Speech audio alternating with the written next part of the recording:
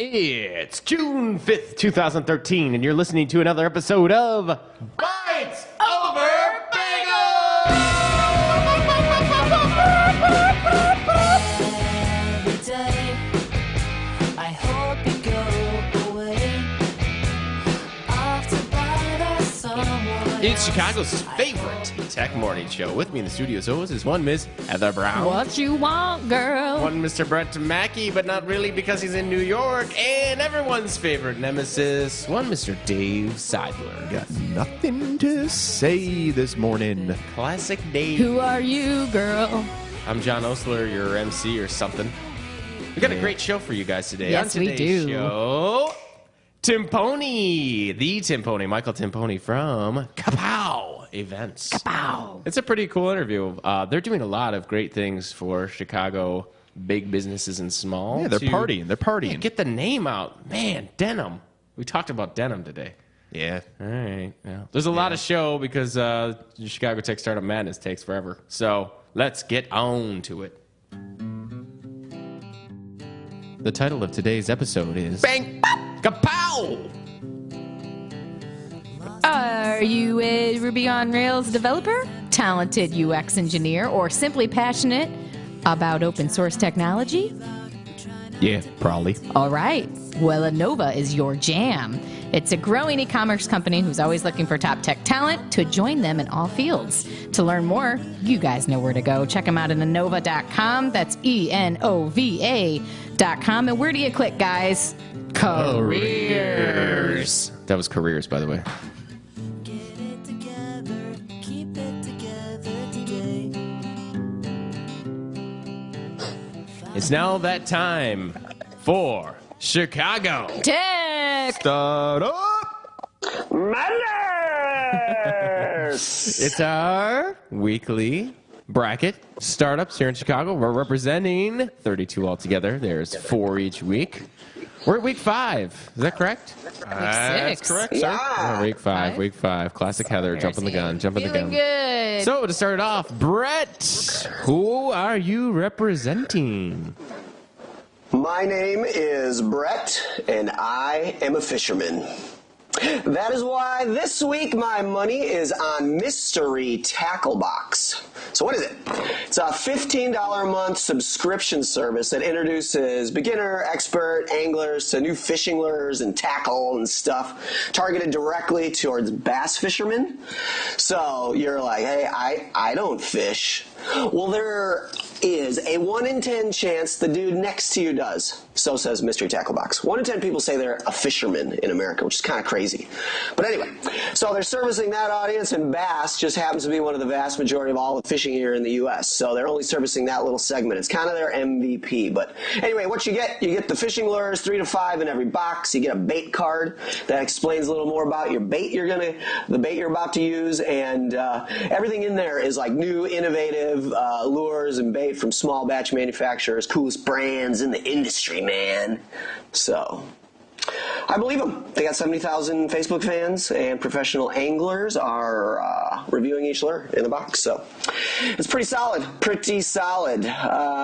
So, you know, when I got to thinking about it, it was like this. Ya checkaroos! Imagine you're a largemouth bass full of sea wagger swimming the depths of our dear Lake Michigan. When all of a sudden, a boat pulls overhead, and there, sitting directly above you, a spindly boy genius who just sold his daily deal site to Google is fishing Lake Michigan from his 400-foot yacht. Could have been you, Groupon, could have been you. You're in the depths, dodging his spinners and spoons on the end of a line like a nimble chubster on an impressive run playing high school dodgeball in a gymnasium. Can't touch me, no sirree, I rule the sea, or the lake, whatever the case may be. And with a chip on your little gill, you're thinking you got it all figured out, but contraire, fish fair. What's that swimming over there tied to that line? It's exotic and moves through the water like an oblong disco ball with slender fish hips, luring in like a mermaid pole dancer. You're getting closer and saying, oh my, it's my lucky day, and you give the sexy little sea prancer a kiss on the thigh. Well, that was a bad idea, my little gilly genius. Next thing you know, you're whizzing to the surface with a hole in your face, and within moments you're staring in the eyes of that pie-eyed fisherman who gently pulls the hook from your lips, because fishermen are a gentle lot, and he holds you up close to his mouth and whispers near a place on your face where he imagined you have an ear, and he says, "You just got served by Mystery Tackle Box," and he throws you back in. Well, lucky days are here again. Back to the water you go. Won't let that happen again. You're swearing off chasing underwater tail for good, but lordy, who's that swimming by? Looks like your bestie old Brian Basserman. So of course you're gonna go in for the high five and a fin bump, and then slam!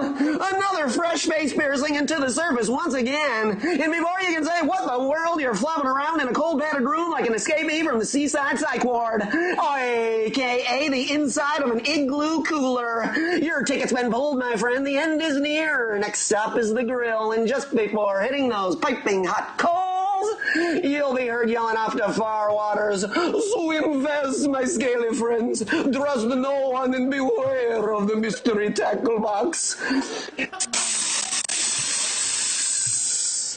That last little sound effect was the fish hitting the coals. Did you get that? Bravo, Brett. Bravo. Oh, man. Anyway, I just want to sum this up very quickly. I thought we As did usual. that. Well, summary. So Jeremy Gwynn, co-founder Mystery Tackle Box, he's an expert fisherman, whispering fishman from the Midwest. He's got a tech background, 1871. They're growing like mad. So let's keep those numbers up for him, guys. It's the perfect Father's Day gift.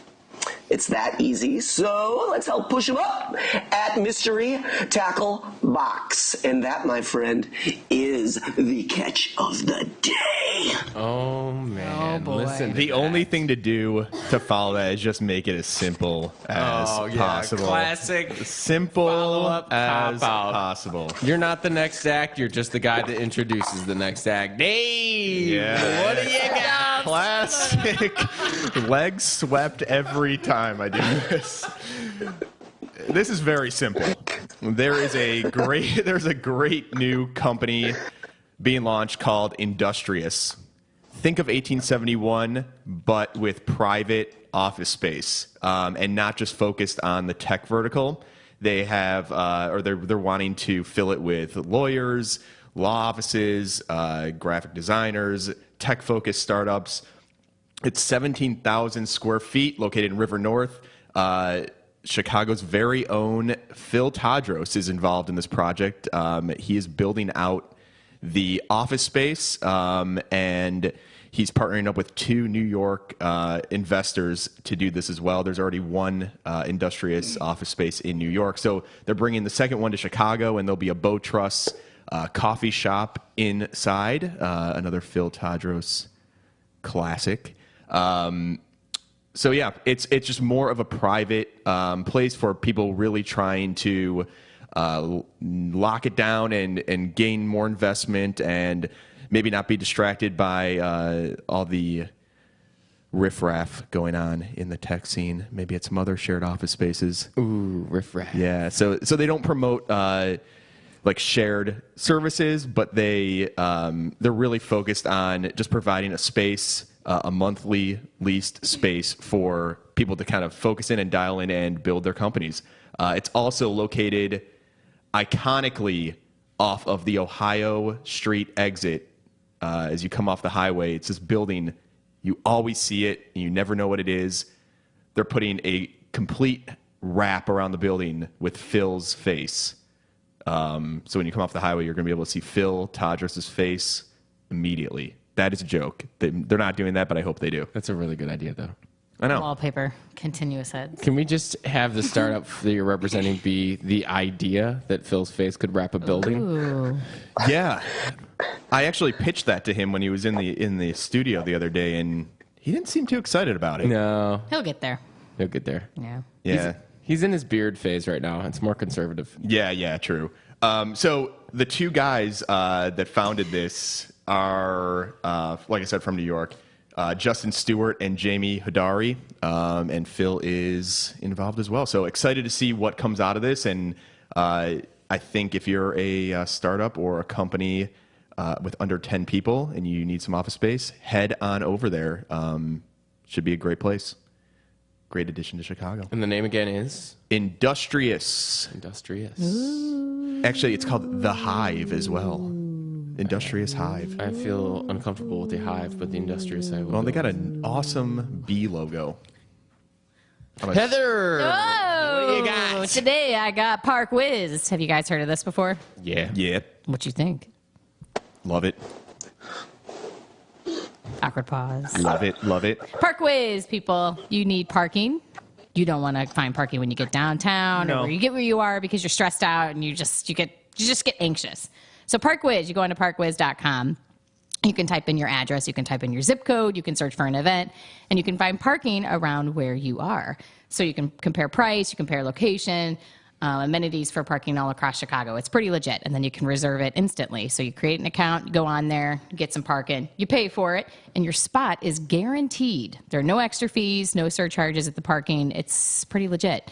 So it's just great. You just drive right up, you go to your parking spot, and you're there. It's no worries. You're not stressed out, and it's the best day of your life. Yeah, So agree. it's pretty cool. Yeah, they started as just doing parking for events. So at major events, they had reserved parking, and now they're taking it to more, I don't know what the terminology is, but more pedestrian parking. Yeah. Clubs. It's cool Clubs. though because you can look for events, like if you're going to a Sox game or a Cubs game or whatever, and so you can like find parking around there. Or if you're just like, I'm going shopping in Wicker Park, Yeah. you can like search either way. So it's really cool. So I recommend go on, check it out. Park Whiz, like Cheese Whiz, WHIZ. Is that awkward? You tie Parkwiz.com. anything to folks. Cheese Whiz, and it's gonna Exactly. win. Yeah. Bada boomski. John, Park Real Whiz. Check it out. contender. John, next time you take me down John. shopping downtown, can you Yeah. park whiz Park it up whiz so it. we don't have to drive around the block 100 times trying to find parking? I just I want to don't get even- my Why are you clothes. so I don't stressed even out, own a Dave? car. I don't even know what you're talking about. All right, John, what you got? That's your first problem. Ladies and gentlemen. Ladies and gentlemen. Ladies and gentlemen, I'm representing a neighbor of ours at the studio. They're downstairs, floor 1. Clutch Club. That's with a K, Clutch ladies and gentlemen. Club. Clutch. It's Clutch. KLUTCH Club. They're doing a monthly subscription service, and you're thinking, man, what now? Again? Dollar Shave Ain't Club. I got nobody my got razors time for coming in the that. door. I got my organics coming in the door. Got Well, your fishing lures. You got your Got your fishing fishing lures. lures. Yeah, all right. These guys are great because they're really offering more of a health and fitness package. So this could be anything from skincare products to workout wear to organic protein bars. I mean, it is a collection every month of $50 worth in stuff, right? Good stuff. Not always sample sizes too. Sometimes full size stuff that comes directly to your door for $17. And if you end up signing up for 3 months, they have a couple different packages. 3, 6, and a year, I believe, are the 3. I hope it's 3, 6, and a year. Otherwise, that's embarrassing. Takes a couple dollars off here.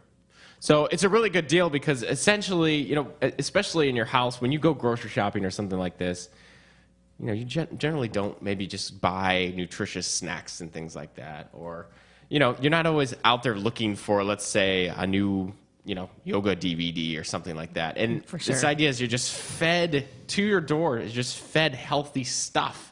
And, it's like anyone, you pick up the stuff that you already have around the house. You don't necessarily always mentally go out into that space and go, I'm going to eat healthy right now. So Clutch Club is really trying to help you have a healthier lifestyle. Like it. So check it out. It's really cheap, honestly. $17. Are you joking? For honestly $50 of stuff. You go on their website and you can see exactly what is in the current box, old box. They have a couple different packages you can check out, and it's pretty cool. Julie's the founder. She's awesome. She's a neighbor.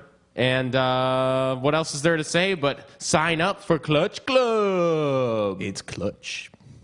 Okay, so that concludes Chicago Tech Startup Madness. How do you vote? You go to BitesOverBagels.com and click on the damn vote button. Wow. Yeah, easy. Yeah. Did you hear that, folks? You Yeah. go where? Bites. Overbagels.com, and you click Vote. next to the Or- startup you want, of course, Parkways. Yeah. But, Yeah. check it out. Or if you're hardcore, you can go to Twitter and type just- in the handle plus hashtag Chicago Tech Startup Madness. You can vote that way too. We collect the votes for each round for 2 weeks, and you'll notice on the bracket there's a few moving on already. So that's it. Go, vote, help these startups get some damn publicity. And you know what? Let's not run through the names. They'll figure it out. At Park Whiz. At Industrious HQ. Bitch. At Clutch Club. At Mystery Tackle Bix BX. This segment's so long. People stop tuning in within. Once Brett's done, people stop listening. Oh, for sure. All right, next. Chicago Tech Startup Madness. Today's bagels are brought to you by NYC Bagel Deli and Catering. Get on over there, get some kettle baked goodness today. But, kids, if you want some coffee, where do you go, Dave? You go to BoTrust.com or head over to one of their locations. We are sipping on Canopy Blend right now. It's good. And it smells delightful in here.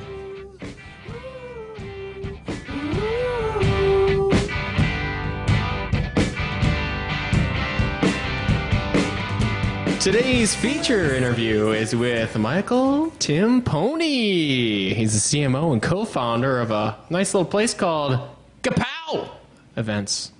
Welcome to the show. What's up, Pony? Thanks, guys. Dang. Good, You already going nickname on him? Yeah. Good enunciation of the name there. Some people would call it Kapow. And so- Really? Yeah, I'm shocked. It's, Kapow. It makes sense, right? We've all seen. Sounds like a special diet that I don't want to get involved in. Kapow. Yeah, that does sound like a special diet. With a lot of kale, maybe. Ooh, I know. You're onto something. Yeah, my brother loves kale. You guys want to start a company? TamponeKale.com. Kale Pal. Is a good company. Just lots of kale. So let's get started by, why don't you tell the listeners a little bit about your company and what's going on over there? Well, we do lots of corporate events, really more focused on client entertainment events. So stuff around acquisition, retention, engagement. So what we found was that there are lots of companies out there, and as our economy continues to improve, they're constantly taking their clients out for business. I did it when I worked in the ad world for a while, and would always take my clients out. Helps you win business, stays closer to your clients, those kinds of things. And I think a lot of people win their business that way and keep their clients that way. So we built a company around it, frankly. And so we built an online marketplace where we have venues and vendors, 200 or so, all restaurants and different things around the city, unique things that you can do. And then we have really, big brands and companies who we kind of put them together. So we'll put together these unique events and outings, make them memorable, so that when they take their customers out, they don't forget them. So, they'll come away with something, or they'll, align their brand with a memory in their customer. And when they're, looking to make their next purchase or their sale, they're thinking about them pretty closely, and, generally create some ROI. Give us an idea of one of those wild events. Ooh. Why? I don't know about wild. Some of them are wild. Yeah. Unique. Let's go back to unique. Unique. Maybe. This is the Midwest. That's right. Please. That's right. A good one we do a lot of times will be there's a place here on Halstead, as a matter of fact, called the Blues Jean Bar. And so what we'll do is we'll bring, say, 25 to 30 people there. And our clients will bring them there. We'll put the event together. We'll bring in a chef, do some light bites, maybe a mixologist and a signature drink and stuff. Everybody have a few drinks and things and try on some of the best pairs of jeans that they're going to own. And they'll walk out of there with a pair of jeans. So they'll have a little party, put on some really cool signature denim. And every time they put those jeans on, from there on out, they're going to think of that client. It's a little messed up, but it works really well. So I like this. People running around with their pants off? Party? What's going on over there? Well, no, they keep them on so they can think of the Got it. client. Got it. Yeah. Most of the time. They're those tearaway hammer pants. Right. Yeah, so we haven't done that event. Maybe we'll do something at like Nike ID or After this. some hammer pants would be good. I would like that event. Are you putting these recipes for these events together, like bringing together the caterers and the businesses together, or are they approaching you? How's it? Absolutely. Structured. So how it works is you can go to our site and we have a bunch of prepackaged events that you can purchase, or you can call us directly and we'll put together a really unique and custom event. And I think the thing that makes us different, and the reason we were kind of able to raise money last year and kind of be a little bit of a a startup here in the community, is that you don't pay for our planning at all. So if you go direct to the venue or vendor, you're going to pay the same amount as you pay with us. Many times with us, it's going to be a little bit of a discount. And how we work it is we have a kind of a marketing fee that we put together with all of the venues, and they pay into that. Gives them access and exposure to corporate dollars and business professionals who plan corporate events. And we're already working with hundreds of companies, even this month, just planning events. So how do you put these packages together? Have they come from popularity? How do you get those companies? Like I'm looking here and it's like murder mystery dinners. Like how do you seek those out? Do you guys have planners that are legit? Yeah, we do. We do have planners who are legit. What we tend to do is, again, when you have, one of the funny things we talk about all the time is we have all day to plan events. Like if nobody else does. Best job ever. Yeah, we sit there all day and we think about events and what you can do to make them great. And you start really getting into it. It's like, what are you doing before your event to get people excited about it? What are you doing during your event to deliver on it? And what are you doing after your event? So, if you're doing a 2 or 3 hour event, you should touch your clients 9 times, 10 times over an 8-week period. That's great exposure for you. So you want to take, you want to maximize those dollars. And so the way we put these things together is, we're looking at those types of things and we're, talking to our customers, we're talking to, we're looking at what new restaurants are open in the city, what chefs are doing, what new chefs are around. And a lot of times what we really try and do is find unique private spaces, because we can take a unique private space and do something really cool with it. I could bring in, C Eyewear and do like a really cool, everybody gets some custom sunglasses along with, a demonstration chef who will, blowtorch a whole pig, or you can do just really bring in a mixologist or the master of whiskey cool. and do some whiskey tasting. So That's cool. So when you have these kind of spaces, whether it's a roof deck or a private space, it allows you to really do whatever you want. So it's kind of, there's those types of experiences, and then there's the ones that you're like, hey, I want to align myself with this particular type of restaurant or this particular location, and so it's kind of across the board. So what I guess your role as CMO, what have been kind of some of the biggest challenges in helping the company grow, and what kind of tools you use? And well, we were talking about this the other day. I think we built this website and it was really nice, and we're like, oh, this is a beautiful website, and we're going to drive all this traffic, and we're going to be internet heroes, and we're going to build it, and they're going to come, and nobody came. So I think that was the thing. Is I think anyone who gets into a startup, you should know that you better do sales. Like it's not just I can't just market my way to victory. I've got a complex message I have to tell. Nobody else is doing this kind of thing, the way we kind of are, and so that has been I think the biggest challenge is really understanding what is our when you get into it, what is our value? How do we translate that online? How can I start to mass market that? Because on a one-on-one sales, it works really well, but that's a lot of one-on-one sales. Yeah. So it's I think that's been the biggest challenge, and I think that when you don't do that yourself, you don't learn. So that's been one of the good things. I was lucky. All of us have a sales background, so all of us kind of hit the pavement really hard and made this thing work and kind of powered it to victory. But I think that we're the sales guys over here. So yeah, you guys are sales guys. oh, I had no idea why we were high-fiving. Just there you go. Just like sales. It's the best. Yes. So do you go direct to like account managers or biz dev people, or do you go? Are you more interested in those people at the companies to kind of jump on board and? It's that's really been the marketing challenge. I think is when we started looking at this from the beginning, it's like it's someone different at every company. Yeah. Like the person who plans events, like there's not in 2008 or 2007 there was maybe a ton of event planners at every company, but they're gone. Yeah. Some of them are still around, and so that's been a major challenge, because sometimes I'm coming in straight up top down, right? I'm talking to a CFO or a CMO or even a CEO, and they get it. I think that's another thing is some companies, client entertainment and throwing events is really a part of their culture. And some companies it's not. And some individuals, it's part of their culture. You look at like big real estate firms and stuff like that, commercial real estate, there'll be a few individuals that do a lot of client entertainment, and there'll be ones that don't. And we find those, that's been something that's been interesting. It's just kind of, as we start to get into those networks and we see meet some of these people, I'm finding it really interesting how, I don't think it's a secret, but it wasn't clear to me, but people individuals and companies who throw a lot of client events are inherently a little bit more successful. Not even a little bit. Like some cases, it's dramatic. And I've met some of these people, and they throw a lot of events. They're, by doing that, you're kind of out there all the time. And we've got some clients where, they're doing an event every 10 to 10. Some clients are doing a lot more than every 10 weeks. But if you're doing an event every 8 to 10 weeks, you can kind of keep in touch with your clients throughout the whole year by doing that. And you've got, we do free photography at every event, so you've got these pictures that people are saying like, oh, I actually should show up to some of these things. They're like having a good time, and those people who are a part of those companies get known like that, and it's really interesting. I did not think it would be that obvious. What in your mind has been the most successful event you've ever done?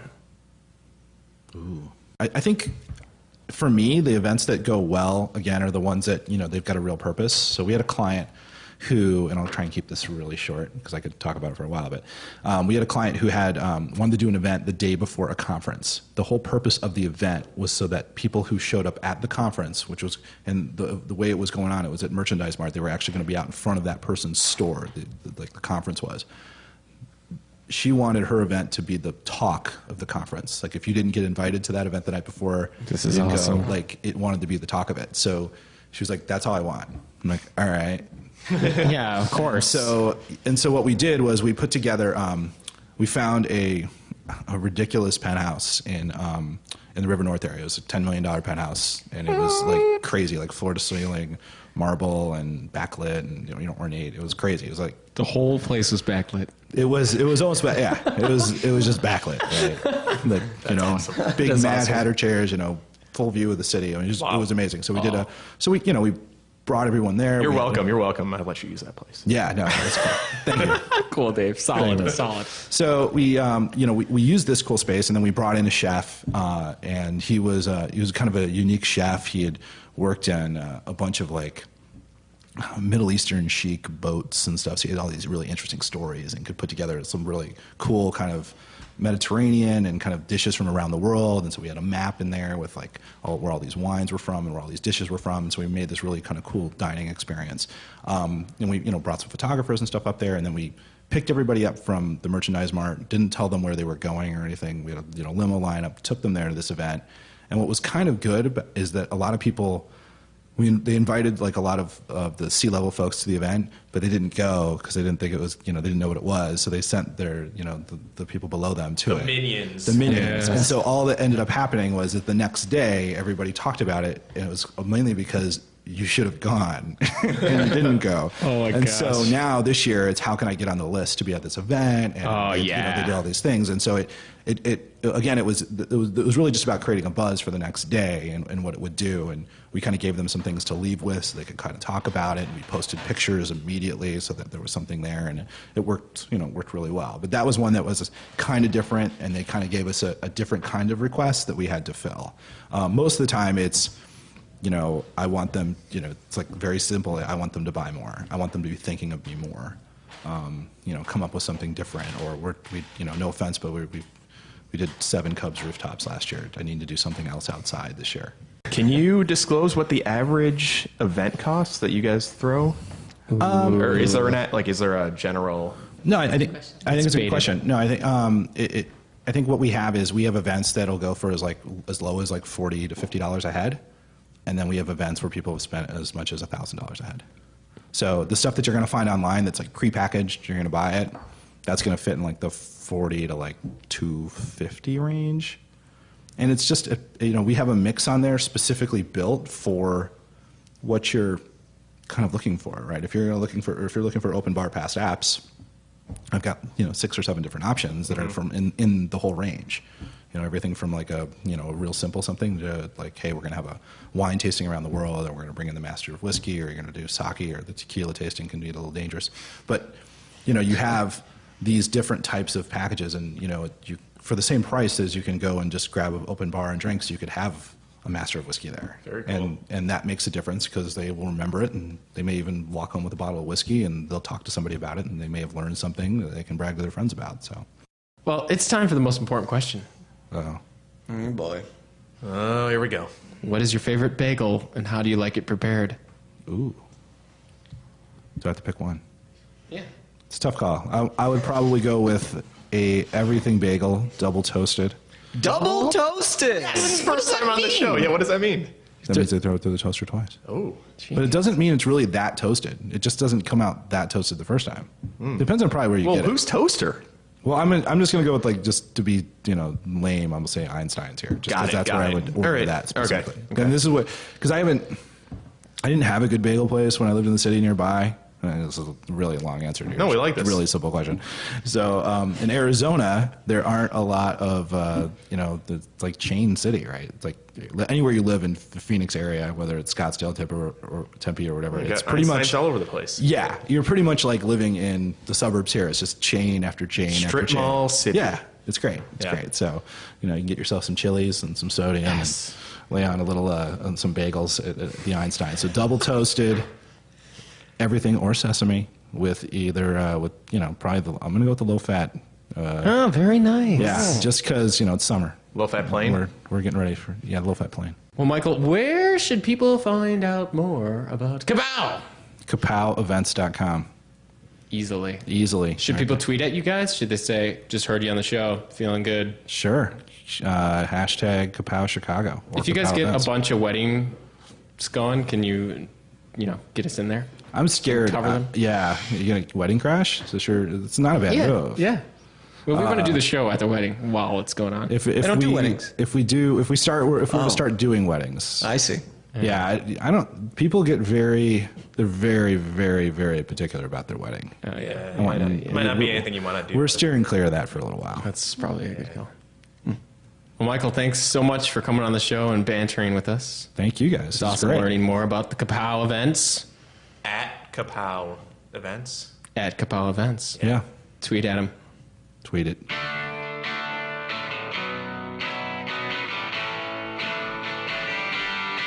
Filling in the gaps today is Sam Vicari. Check him out at samvicari.com or bitesoverbagels.com. that this would happen.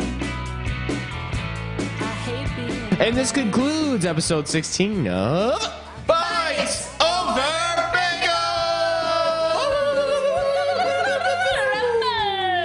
Bagel. Join us in the studio next week where we'll have Justin Howard, founder and CEO of Sprout Social. Oh, that was really nice. That was legit, Dave. Good Little work. bird, Sprout. As always, you can check us out at bitesoverbagels.com if you're listening to the podcast. You can go to the podcast if you're listening through the website. That's Bites Over Bagels in the iTunes browser.